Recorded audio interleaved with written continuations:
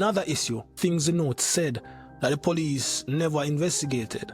The night before Aldana died, her mother had a dream. It's put in the mother of deceased had told him that she'd had a dream, that the mother had had a dream that she was going to lose one of her daughters, and also that the mother had told the officer this at the scene. The dream was important because if the police had taken it seriously, it could have helped the jury to understand the state of mind that Aldana was in on the day of the incident.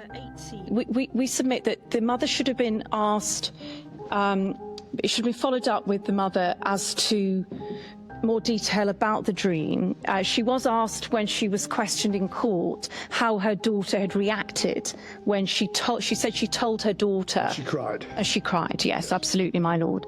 We don't know why she responded the way she did because the police never followed up that information.